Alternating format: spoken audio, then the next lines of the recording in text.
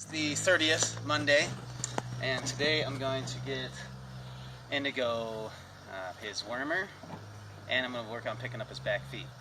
So I've already started picking up his back feet, but I wanted to show you the process that I use.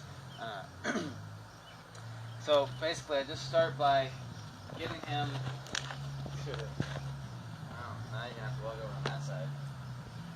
Now let me do this side, I guess. Or just move it. Okay. So he's already used to me throwing the rope around his legs. So this is part of the process, but you do this way earlier anyways. He's already desensitized to this, so this is no big deal. But now I got to be able to bend down and pick up the rope after I toss it through his legs. So I have to work on bending down and standing up, bending down. Make sure that he's not going to freak out with that. Loud motorcycle. So to make sure he's not going to get upset about me bending down and standing up. And he did the first couple times I did it. So now, and the reason I got to bend down is because I got to pick up that rope. Got to pick up the end of it. Okay. So when I get this rope through his legs now, I want to have it close enough to me so I feel comfortable. If you don't feel it's close enough, you can reach in with your foot and just drag it in. But I've already worked on bending down and picking up, so I can just reach in there and get it and feel comfortable. So now I'm just going to wobble this rope around on his leg. Just think of it like double dutch. Okay, you want to get it up and down by his fetlock. Okay. And then you want to bring it up higher, up above his hock, and down below his hock.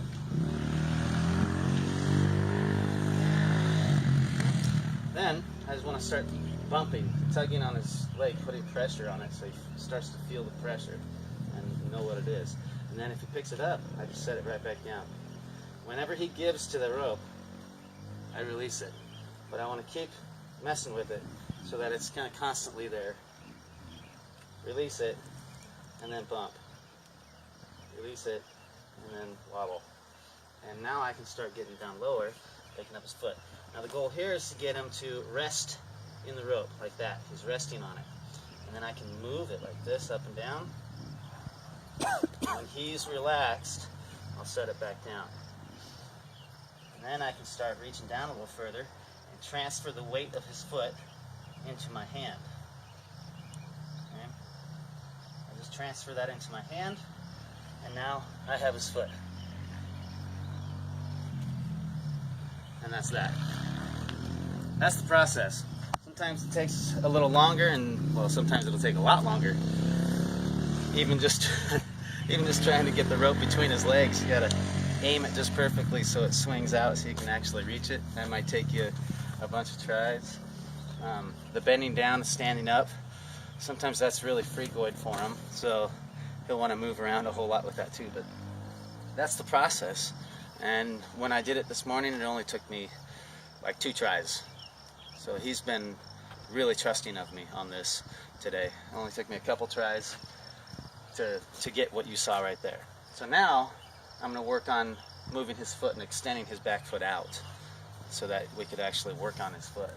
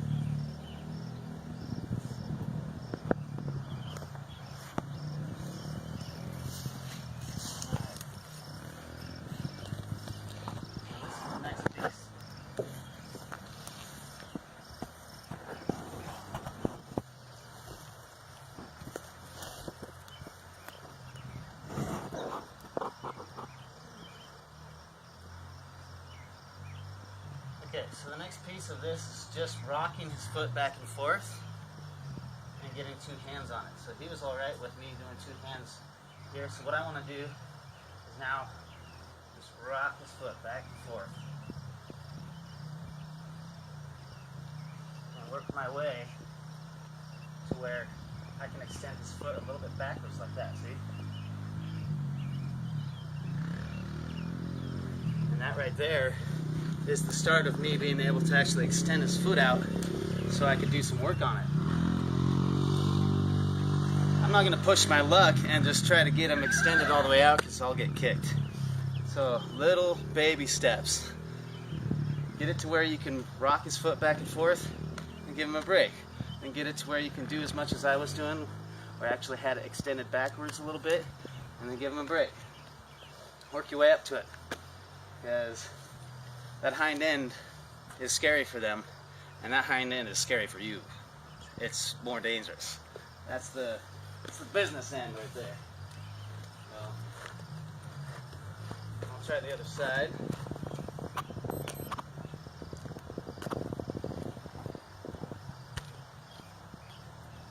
Get this rope through here.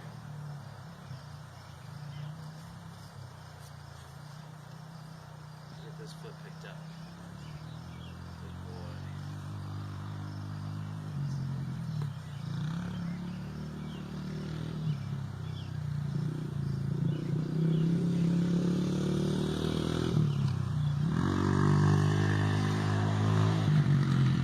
Okay, so I'm just rocking back and forth. Now I'm going to work my way back. Get him extended just a little bit. There it is. Right there. That's all I wanted.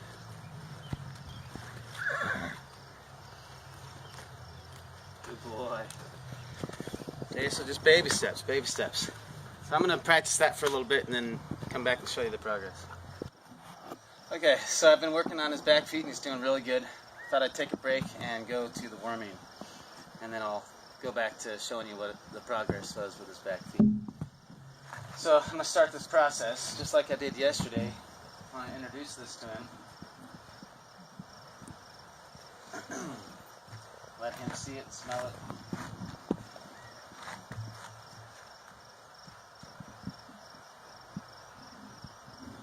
I want him to touch it. I want him to touch it all by himself. I don't want to touch it to him. I want to introduce it to him and then let him put his nose on it.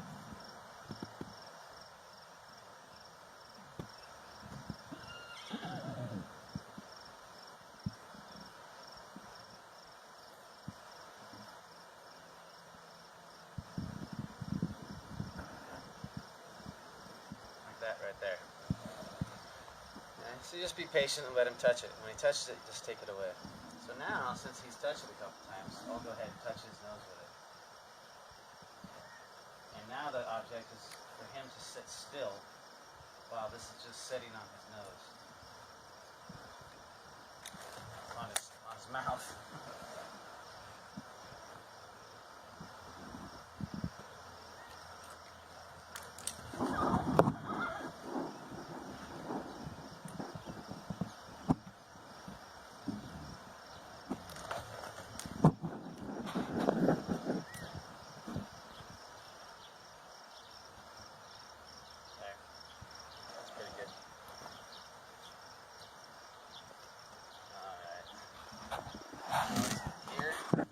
Stand a little offset though, not completely straight on. There we go.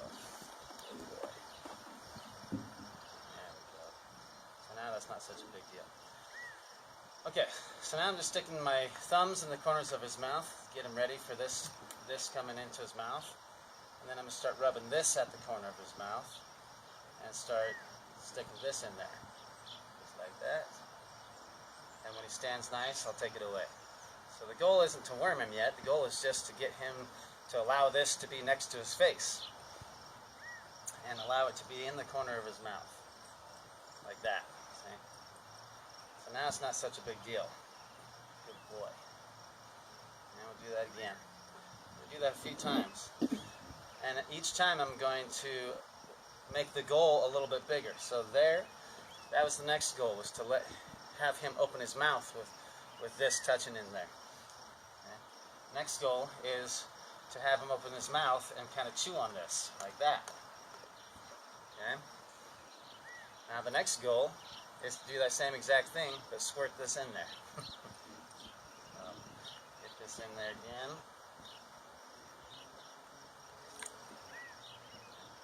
Good.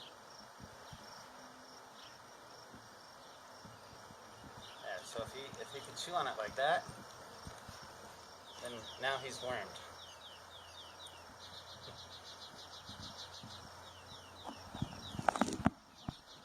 It tastes funny, doesn't it?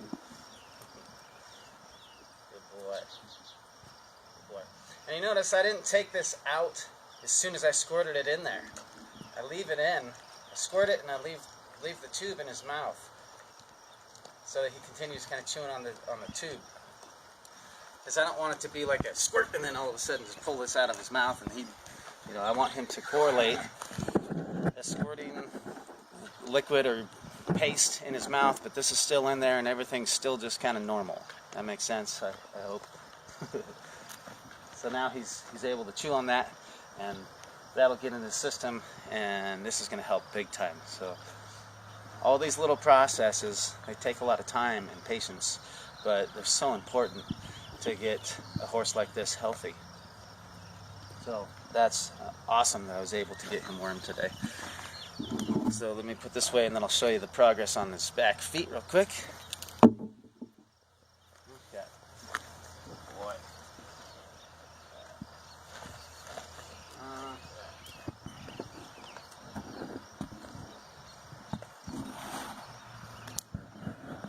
So I actually feel pretty comfortable and pretty safe that I could probably reach down there and grab his foot and pick it up. But I want to show you the progress I've made just here with the rope. Okay, so got the rope over there, pick his foot up, transfer to my hand, take the rope off with 2 hands and start rocking. And then what I'm doing is I'm just gradually taking tiny little steps further back to extend his leg out.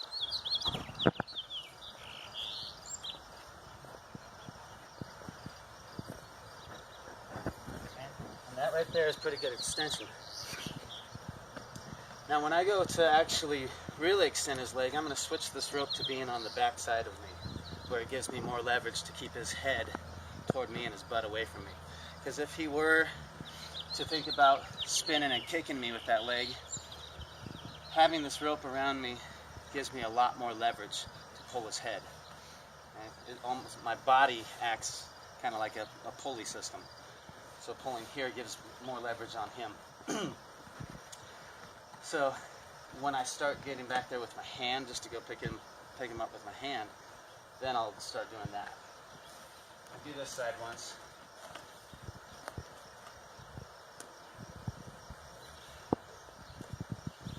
Now his feet are really close together, so I gotta have perfect aim to get that through there.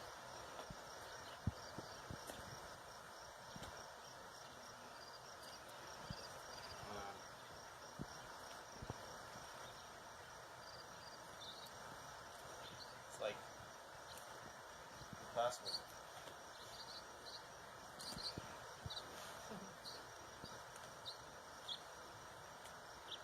Well, I guess I know what that means then. That means I just got to pick it up with my hand. Oh, well that'll help. Okay, now I can toss that in.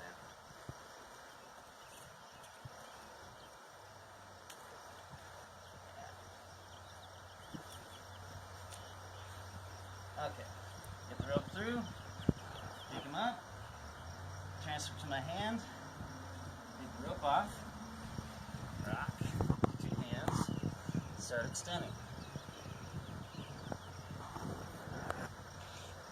Okay.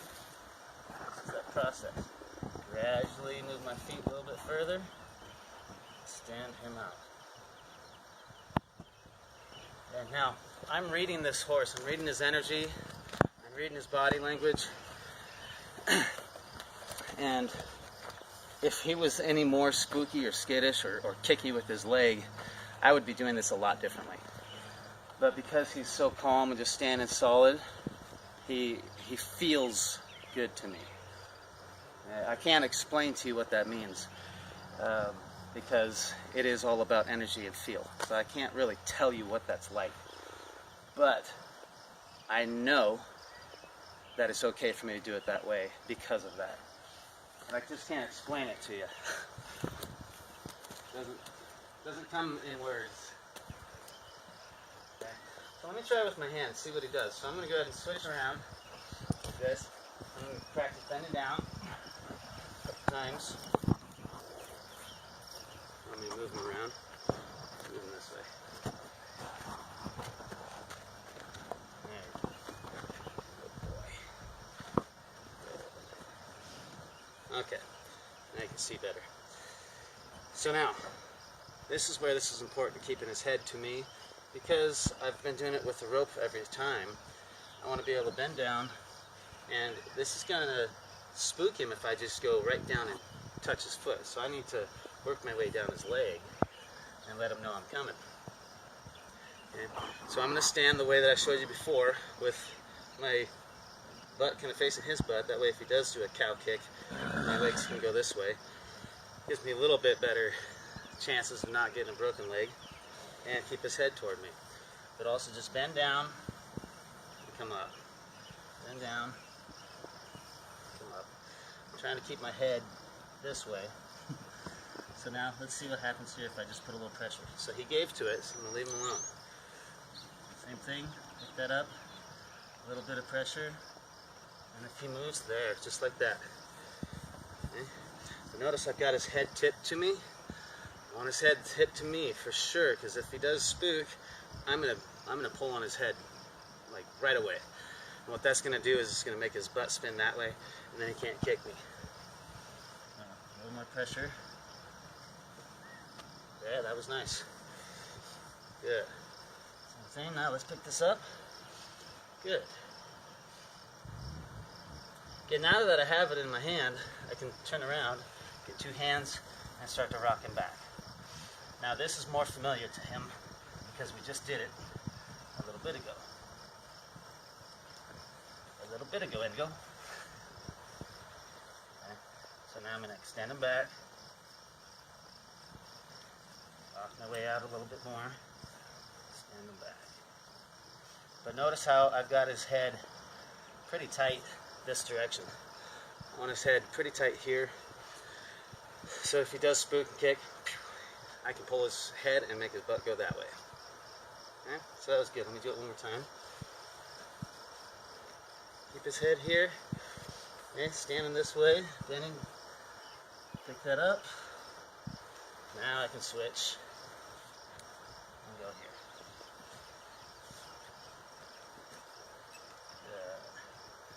Good. Okay, so now the next step for me is to get my knee on his fetlock here. So I'm going to start right here. And because this is where he's going to end up resting his leg. Right there like that. So if I can get him to rest and relax right here, I can actually work on his foot. Okay? Just like that. And then I'll just work on extending his foot out even more, because then it's just more comfortable for me. You know, it's not so much weight on my back or whatever. And everybody's got their own little preference on exactly how they hold and where they stand to work on their feet or pick their feet once they've gotten it picked up and everything. Some farriers really like to extend their leg out quite a ways. Some farriers like to be real tight up there in the hock and just have their hock wrapped around them here. It just depends. So not necessarily one is more correct than the other. I think it's just more personal preference. So let me do the other side, and then we'll be done. Move him around. There.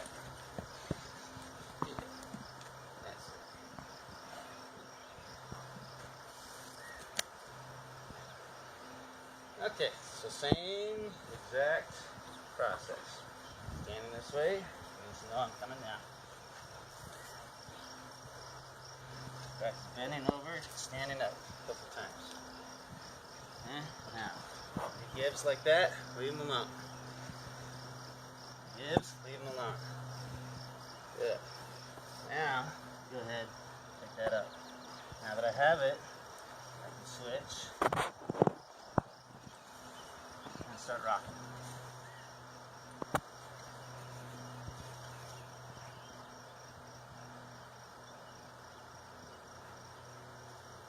Bring him out a little bit. Let's see if I can get my knee on him. Right there. And that's where he's going to rest and relax on my leg. And I could actually work on his foot right here. Just like this. So there, we have all 4 feet picked up as of today. We have him wormed. He's obviously halter broke. He leads around, he lunges, yields his hindquarters, backs up, comes to me. I can bring him to me. Come here, mister. Come on. There. That's it. So he has made a ton of progress. It's pretty awesome. So at this point, what I would start doing is I would continue picking up his feet every single day and using the pick and picking his feet out. But also I'll start desensitizing, okay? Using things like this rope to do stuff like this. Because I haven't done any of this with him. The only thing I've done with this rope is toss it on him. Okay? And then same with the stick and string, I've just tossed it on him. But I can start now doing this kind of stuff to desensitize. Because, as you saw yesterday, I'm able to be all up in his space and stick to him and keep his attention on me. So now that he can do that, I can do this, and when he does spook, if he spooks, that's pretty good.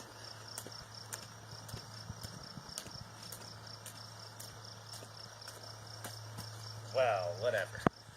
If he were to spook, as you saw yesterday, I can keep his face to me and keep close and stick right into his bubble, which means I could continue doing whatever I was doing with the desensitizing. So then I would be successful. If you try to desensitize too early, they take off and they run. And then you're stuck with not being able to continue what you were doing, and then it's pointless. So if you're trying to desensitize a horse that takes off and bolts, you're going to be a failure every single time. You have to be able to stick inside this bubble. Okay? So I'm going to try to get him to spook so I can just show you an example. Like this.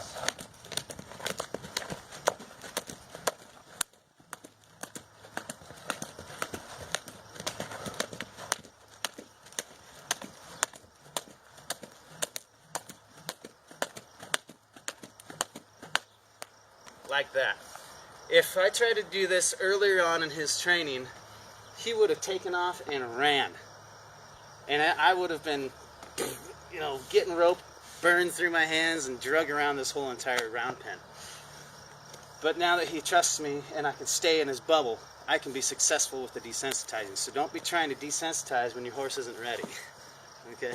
So I'm just going to pretty much be done with this today because that was awesome for him. Got all 4 feet picked up and he got wormed. So we'll see you tomorrow.